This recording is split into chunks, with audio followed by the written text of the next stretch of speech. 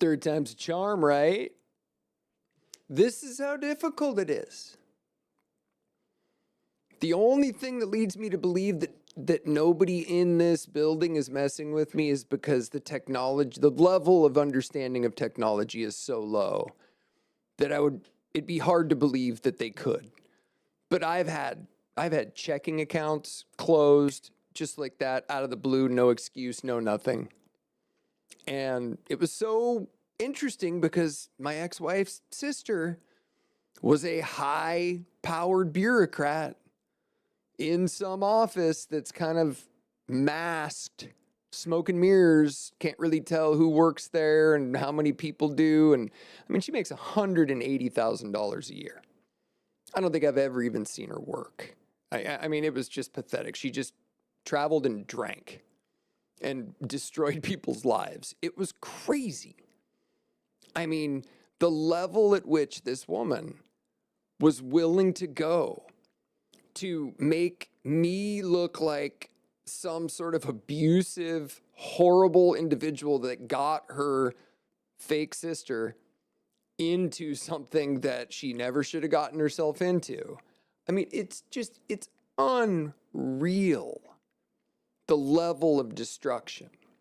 Timing an email to like reach my inbox like at the same time the cops show up to like deliver a restraining order, and the venom and the filth and like the power that she like is trying to exert. It was surreal.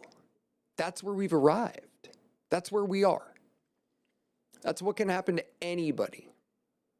But I guess if you're a straight white male, I guess it just doesn't matter.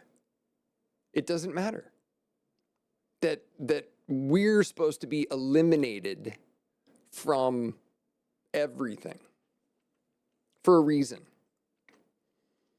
This is the sickest, like, in my life, I've probably had 7+ friends, like first person type acquaintances, not one or two really close friends, but many others, many more than I should have known, who have committed suicide. And during the COVID years, there were 2 suicides that I remember hearing about, kind of seeing on Facebook and just being like, what? What is going on? We've got to be as unhealthy as we've ever been, and nobody's talking about anything. You know how much it kills you to hold stuff inside and not talk about it? I mean, I see all this stuff on YouTube, and it's kind of an interesting, like, using YouTube as kind of a litmus. What's trending? What are people watching? What shows are getting? But you can kind of tell where everybody's heads are at, what people are looking at, what's growing, what's getting attention. The level that the videos are getting, like explaining narcissism and explaining, demasking a narcissist. It is one of the most dangerous things you will ever do in your life, is unmask a narcissist. And then here's what sucks. Eventually, you get so good at it that you have such a heightened awareness of people's fraud around you that they can then sense you. And then they don't want anything to do with you because they know that you have them completely figured out. And that's that is the all-star Pro Bowl level that I achieved throughout the last 10 years, dealing with some of the most infamous narcissists in the state and with a lot of family. Yeah, a lot of them. A lot of really, really coverted, old white men, baby boomers who just, they have no ability to actually understand another person's, there is no empathy. Like really, truly seeing when a person has zero empathy. All they have is tricks and diversions and gaslighting and lies and manipulation and triangulation. I mean, we are rampant with it. Rampant. Absolutely 100% rampant with it. And I don't know, it's going to take a lot of healing, because I'll tell you what, the therapists over the course of my marriage, from the year 1999 through, let's say, 2020, so let's call it 21 years, I probably saw 9 different counselors with my first wife, a couple of them with my second, and one of them was worth their time. It was worth what you're paying them. Every single one of them would never get to like the root of the problem, would never discuss it, would go right up to it and maybe like look around like they might know where it's at, but nobody would ever address it. Nobody would ever address it. Now, why is that? Is that a political belief? Is that like, ooh, if we address the problem, I'm going to have to call somebody out? My wife used to tell me that, like, well, we've seen them long enough where you've got them fooled too. And then we'd go see another one.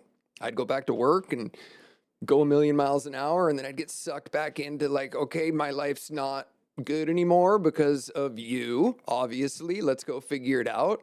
Okay. Do we see what the problem is here, folks? I put out a video earlier talking about why you look at high school yearbooks from like the 60s, the 70s, maybe even into the early 80s, and how high school seniors looked so much older. They look like they're in their late 20s, early 30s. And you look at a high school yearbook today, and you see like senior classes. The senior classes usually get the good pictures, so they don't usually look too young. But you look at the freshmen, sophomore, juniors, they look like elementary school kids compared to the kids of yesterday. And then, I looked at some of ours, Gen X, 85 through 95, let's say, just kind of that era. I was 92 in high school, late 80s, early 90s. And we were, we looked a little younger, a little bit, but our kids I know what it is. I mean, I'm not going to say it. I'd like somebody else to say it. What have we done?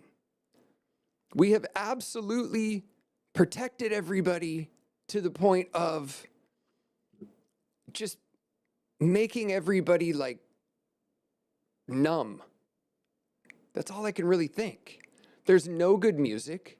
There's no new bands coming out. There's no people putting themselves out there. There's a lot of streaming going on. There's a lot of new, really good creative people that are finding their voice, in creating video and creating content. And that's kind of the point of this too, is that is going to grow. The only way to get to that place and get to that point where you can do that is by building the confidence and creating the inner dialogue to convince yourself that you can do that, or you just want it bad enough, or are excited by what it does for you in that creative process. Doing something creative and getting paid for it is amazing. It's amazing. I almost went to art school, almost went to the Art Institute for Graphic Design. I always loved art classes, but I had one of those critical parents that they just pissed on you. If you showed interest in something they didn't think was appropriate, or they didn't like, or they didn't project themselves into, it was just underhanded comments, underhanded criticism, and destruction. And that's the society we've turned into. Those are the kind of people that exist now. The Seth MacFarlane, my kid was raised on Family Guy. It's like you can't think of just a supportive, like, kind comment a lot of the times because he's so used to watching Family Guy, where everybody just gets ripped on every single second for everything that's said. And I grew up in a family like that, highly critical. My parents were highly critical in the toxic, alcoholic, kind of abusive way. And then, kind of my other family, who really let me join them as kind of a third brother. My friends' parents were very much like my parents growing up. When I met one of my best friends in high school, his older brother had his girlfriend living in the house when they were in high school. And, they were just there for kids. They knew what life was like. And yeah, she had a tough time, so she stayed there for a while, and then they got married and had a kid. And, I was raised with them. They taught me to hunt and fish and be outdoors. You know, they taught me how to drink, and they taught me how to binge drink, and they taught me how to party and build bonfires and, you know, have arguments until 3 o'clock in the morning about, you know, which trail we took that day. You know, it was a very, I think, competitive environment, but it was a good environment. You know, it was the right kind of trauma. It was the right kind of like trying to fit in. And I'm thankful as ever to have a family like that take me in and teach me all the things that my parents couldn't teach me. And there's not enough of that anymore. Kids are, and they've isolated us. COVID has absolutely isolated us. It has accomplished exactly what it is set out to do. It was set out to split and divide everybody on race lines, political lines, put them into hiding, give them this sense of insecurity, not to put your voice out there. A lot of conservative voices were just silenced. I'm still being silenced right now. I can't get anything out on YouTube. It just gets halted. Anything that kind of even starts to take off, they just rip it right back.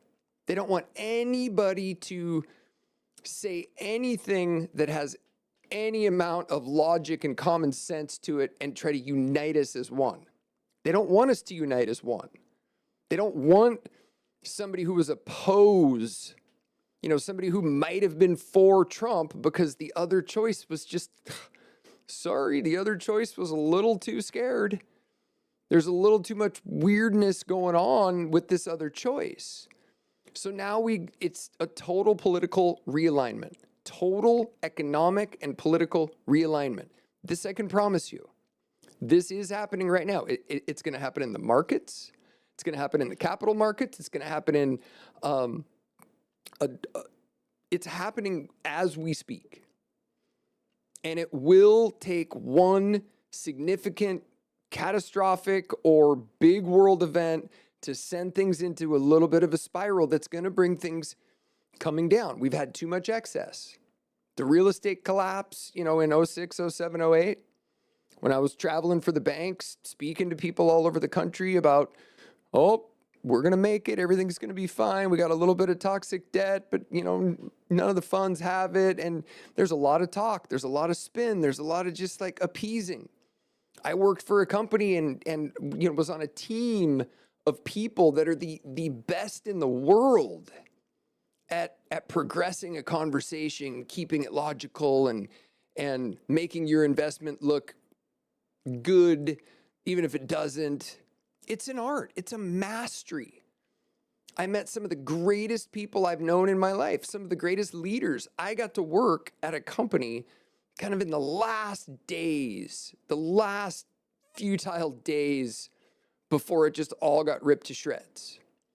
That it was no longer, it had to look a certain way. You know, suddenly it had to look a certain way and not operate a certain way. I was the last of that generation. And now it's now just like a numbers game. It's not a personal game. It's not really and maybe that's what they want. They want no more relationships. I thrive on relationships. That is what drives me. Having them, talking about them, like finding new ones, getting to know people's story. Like that is what turns me on.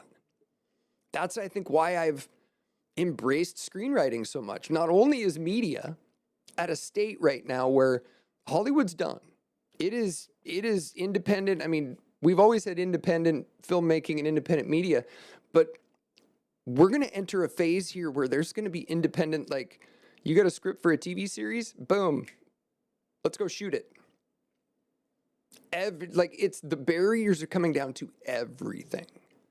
And that's what we need to be prepared for. That's what I want to take this show and grow this, find some other voices, take it down a path to start some projects that will get hundreds, maybe thousands of people involved and doing something that maybe you wouldn't have seen yourself doing a few years ago. The economy's flipping. Okay, people are losing their government jobs. I mean, they're probably all streaming already anyways, so, but that's lopsided. So do you have to stream a certain way? Do you have to get yourself off a list? Do you have to stick to a certain agenda? Do you have to say, not say certain words? Or should I just give up? And should my kids give up because they're white males? That's what we got to figure out. I don't think it's the latter. I mean, if it is just like, hey, we're just trying to get rid of all the white men, if that's happening and that's like what is progressing here locally, feel free to come on and talk about that. I need to hear it from some people. I need to hear what some opinions are out there, what we're doing. Because what we have been doing is 100% critical. And if we stay in this critical black hole of doom for too much longer, there's not going to be a kid left in the world that's going to have the chance to just live a normal existence. And that means like that hurts me inside. I wanted my kids to live in a decent existence. Instead, they've learned how to manipulate, triangulate, protect themselves, go inside, and it's very limiting for a kid's ability. I mean, I can speak for little boys. I mean, I luckily, because of how toxic and abusive and critical my parents were, I just left. I mean, I was free to roam from like 9 years old on. Or if I wasn't free to roam, nobody knew I was roaming because our parents were not plugged in ever. And is that what we wanted to give our kids? Did we want to give our kids like so much love that, they couldn't be disciplined or they couldn't have a limit? There was no boundary. You could just, it's an entitlement. And it's a painful entitlement to get over. Like when you find there's going to be some significant, if there's work, like maybe everybody thinks there's just going to be no more difficult jobs or nobody's going into the trades. Nobody can use their hands because everybody's just been locked into a computer for so long. I'm going to get those projects started that get people busy again. I've been in private equity and investment management and wholesale finance for most of my professional career. And now I'm going to utilize those relationships to go and find assets to do projects that can give back and help solve some of these problems. We're going to think outside the box. We're going to do some combination.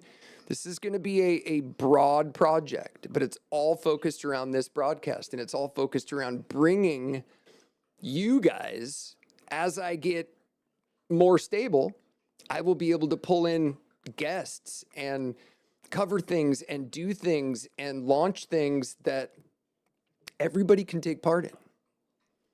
That will be interesting. Trust me. I got to keep it interesting. If I don't keep it interesting, I'm a 51-year-old man here soon. I'm doing this. I've been nerding out with computers since I was 10 years old. First IBM PC. Finally, all that getting stuck in my dad's office for 8 hours, getting yelled at for wasting my time on the computer is finally paying off. Don't take the criticism. You shouldn't. You shouldn't have to. Where I think everybody's at right now, like I saw something, I was watching a video the other day. I'm going to play you guys this, and I want you to listen to it. And I think I really do think this is where everybody's at. This is a quick story. Now, this is on Tucker's broadcast. This is the Tucker Carlson show that I pulled this from. There's a guy on a show by the name of Ken Paxton. He's the attorney general in Texas. They tried to take him out. They tried to just literally erase him like they tried to erase Trump. And he's going to talk about it. And I want you to just listen to these guys talk about this and tell me what you think about what they're doing. I was going to show. There was still one host that would sort of have me, and I was supposed to go on this show, and I had two different settings to go on, and both got canceled. And I was told you got canceled from the box. We're moving in another direction. Yes. Yeah. Even if it's my case. I mean, I file a case, and they want another attorney general to come on and talk about it. Yes, I would just never put up with that. That's what they do. I would always call and say, like, what is this? Well, the decision's been made. By whom and why? But that's why Karl Rove still has his platform. But it's all the most disgusting kind of power, which is like stealthy feline power, behind-the-scenes power. Rather than just say, here are my views, Here's what I think, and I'm happy to debate it or whatever. I think you're wrong. I don't like, Ken Paxton's evil. Here's why. They'll never do that because they're not honorable people. And I'm not just talking about at that company. I mean, more broadly in our society, like the people who win every bureaucratic battle are exactly the same. They operate in darkness. They're never straightforward about anything. You talked about my impeachment. I came in, you were the first person I talked to about the impeachment. That was how my whole impeachment went. It was done in 3 days, no due process.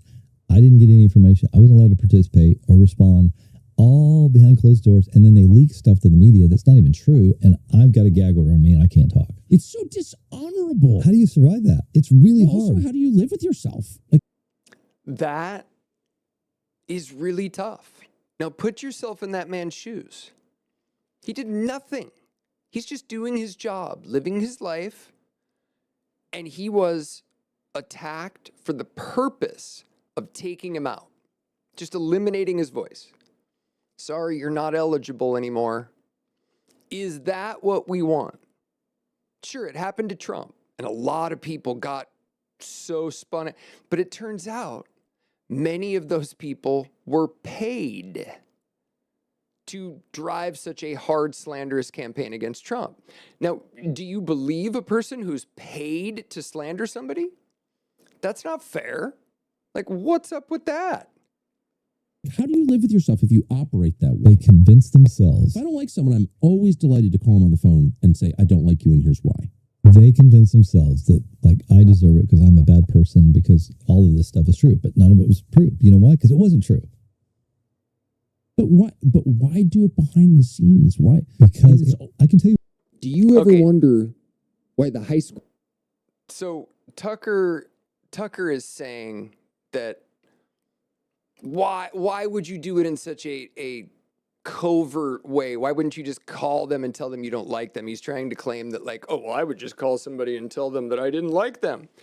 I think Tucker's a little full of shit there. I don't think he would. I think Tucker's the kind of guy who actually would just want to just like not talk to anybody anymore. But that's where we're at. There are people everywhere. I mean, there's people in my group of friends, my neighbors who I considered family, who I would have taken care of when they were old. Literally, as soon as they figured out that I was no longer going to be in the neighborhood because my aunt stole all the assets in the estate and I got like literally squeezed out and pressured to sell my house. As soon as I was gone and she didn't, she wasn't going to have access to my son anymore, she just dropped me. Just no time of day. No help. No nothing. All I ever did was help them and treat them like family. And they suddenly, for a person who didn't even lobby for Trump, who just kind of laughed when he got voted in, just to go, oh, enemy. And they went after my son. Like, they literally, I asked them just like, hey, can we just keep politics out of the relationships with the kids, especially when they're under, when they're minors? It just puts kind of a weird, like, misunderstanding in their minds. Like, I want them to treat everybody like family and feel comfortable. Oh, yeah, absolutely. They're football coaches and super experienced teachers and, no kids, but, and it was all BS. I find out from my son later on, it's like, hey, Dad, why are they asking these questions and saying these kind of things?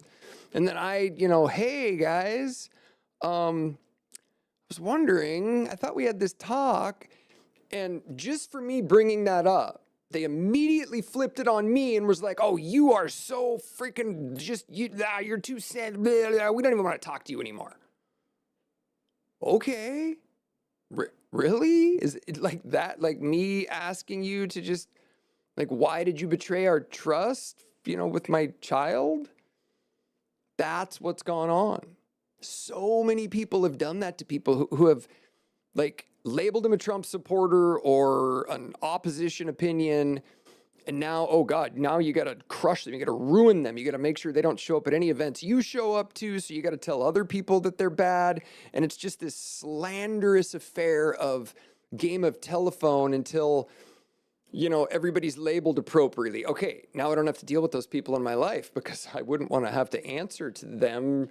I really have nothing good to come up with. There's nothing wrong with a sorry. There's nothing wrong with the, oh gosh, that's just how we learn to fight political campaigns, is just by calling the other person really shitty for a while. But yeah, okay, it's over. Hey, sorry. You know how much better we'd be dealing and handling a lot of this stuff, physically, emotionally, if people were just a little bit more capable to accept responsibility. Have you noticed how unbelievably sensitive everybody is to criticism? I mean, it's true. I mean, I think inherently everybody is incredibly sensitive to criticism, but you can't let it paralyze you. I mean, I had in this company I worked on upstarting, I was managing a bunch of people at one time. And I have no problem delegating. I am not a micromanager. You go get it. Anybody who micromanages another person knows nothing about running efficiently or being efficient yourself or making progress. Because if you can't delegate without micromanaging, you are the problem. And I know that's what a lot of people got into doing. I mean, that's why I got out of Deutsche Bank. When I left Deutsche Bank, I was working for a regional sales manager who that's all he felt like micromanagement was the justification of his job. His job is to come out in the field and get a feel for what I can do and what my style is and find ways to motivate me and help me with my particular strategy and style. A good golf coach does not put Tiger's swing into every person. You need to take their swing and make their swing fit into the fundamentals of how to put a club face square in a golf ball at the right time in order to get it done. Too many people don't understand the fundamentals of what makes very many things work right. And we're faking it.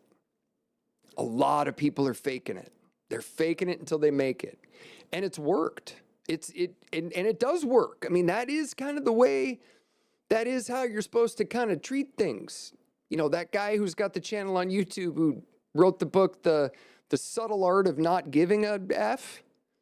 I mean, it's brilliant. That sort of mentality, just kind of carry yourself like you don't give an F, that works. It works to project a confidence, but you still have to be obtaining the skills and the language and the perception and the focus to listen to the right things. Nobody listens anymore. We have an attention span about that long. Short reels, those kinds of things. It's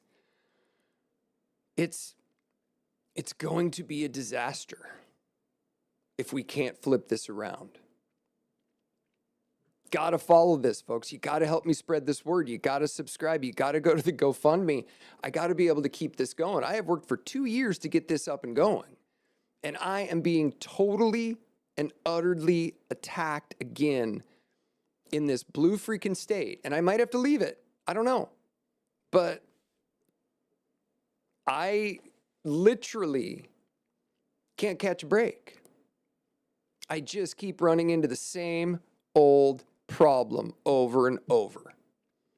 So I'm just going to broadcast here for the next 12 days, 13 days straight. And I might even just do this for 8 hours a day for the next 12 days and just see if we can get this thing rolling, because I literally genuinely have an interest in helping people understand how to find that little bit more confidence in yourself. And being able to articulate, explain, and visually show you like what I did to obtain it, how the mentors along the way helped me get there, but what my mindset was, and help others just be a little more chill. That's all we're trying to do.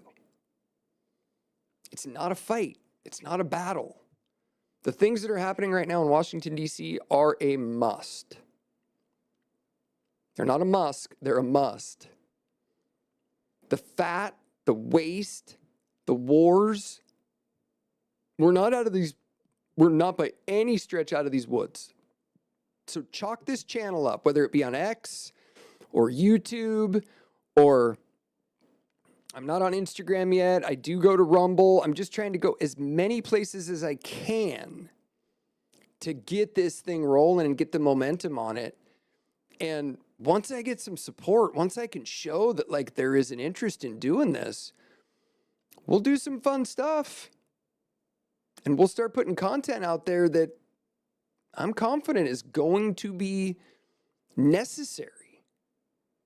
And this is going to be the place to talk. I've left the live just drop in the room. Come on. You tell me a story. We'll talk about a story. We'll talk about, an issue of the night, whatever that may be. Maybe you know me. Maybe you got a problem with me. Maybe you want to come on and confront me. Maybe I've told a story that you don't like. Come on here. Let's handle it right here. Let's work through our problems. Just confront the issues and get through it. Unless, of course, you just have way too much to hide. Unless too much happened that you just don't want to confront or you don't want to remember. But if anybody's going to try to gaslight me or lie or just like make shit up, I've got that figured out. I've got that one dialed in. We're not going to go there anymore. And criticism, just, nope. I got it offline again. Well, I can't even get a stream to catch a break. It just keeps breaking and then stopping and breaking and stopping. So I may have to do this not live. I may have to just start recording episodes and putting them out there. So I'm going to call it a night tonight, folks. I'll be up early tomorrow morning. I'll be up at 5 o'clock looking at the markets, looking at the global everything, trying to figure out what the next move is. Put this thing in your subscription book. Get it out to others. This is going to be a place where we can communicate and discuss and talk through what's going on. There's nothing I'm not going to be able to help explain, and you might be able to teach me some stuff too. But this is what I did for 15 years, was just out in the field, putting out fires, explaining what's going on in the global economy and the markets and how it all weaves into how it's going to affect your retirement and the outcomes of the future. And yeah, a lot of caffeine. So keep it real, folks. Do you ever wonder why the high school classes in the 60s or the 70s look like they're 30, 35 years old? And high school yearbooks and classes of today, all the kids look like they're 10, 11, 12 years old? If you've ever wondered why that is, or why that is, keep watching. It's important that we have voices. People who will instigate conversation locally, nationally, everywhere. We can't discuss what's going to be going down these next few years enough. I don't want to deal with another 4 years of propaganda, slander, attacks, gaslighting, lies, and it's time to start creating something that's fun, fulfilling, uniting. That's what this is all about. It's time to start shedding light on exactly why and how we got here. This is a complicated mess we've gotten into. It's going to take some serious critical thought, empathy, understanding, communication, and resilience to get through it. If somebody tells you you're not good enough, you're not capable enough, you're not educated enough, you're not smart enough, you look back at them and say, I can do anything that I put my mind to. And nothing you say will deter me from winning or deter me from helping others win. If that sounds like you, reach out. Let's try to work as hard on pushing each other up as we are at criticizing and slandering each other to death. Good luck out there. If I sent you a direct link to this video, that means at some point we've crossed paths or we've met. Maybe we work together. I'm hoping you can help me blow this up. Not literally blow it up, but, make it bigger. Who am I? Well, let's just say I'm your typical American kid. If typical means growing up insecure, stuttering through sentences, dodging a critical mom, and watching dad hide in the shadows. High school kicked me out 2 weeks early for leaving campus with my girlfriend. One of these girls is her. And the closest I got to college was throwing a touchdown pass to my buddy in the 5th grade. I was lucky to spend a lot of time with my grandparents. They were great. Learned to use my words to navigate life, just like Grandpa said. Make friends, make money. I experimented, took things apart. Guess I learned the old-fashioned way by just making mistakes. Hey! I've sold wine to grocery stores, driven heavy equipment, caddied on the PGA Tour, was in a band, even went to LA in my early 20s to give acting a shot. Pretty sure I can fly anything with wings. Worked in sales most of my life, got recruited to Wall Street, and one day I even rang the opening bell at the New York Stock Exchange. It's been a crazy ride. Married for 18 years, married for 18 months, divorced twice, and both of the women are in this picture.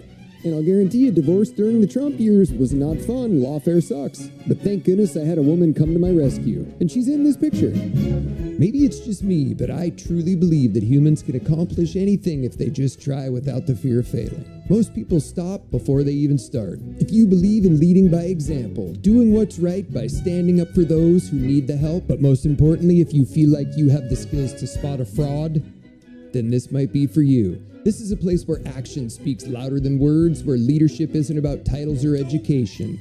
It's about showing up, execution, and understanding that no matter how experienced you are, you always have something to learn. Life's challenges only postpone your dreams. They don't erase them. Welcome to the Ackerman Alliance. If you're a current or retired financial advisor, financial consultant, registered investment advisor, or old industry wholesaler, look me up. Join the show. It's as easy as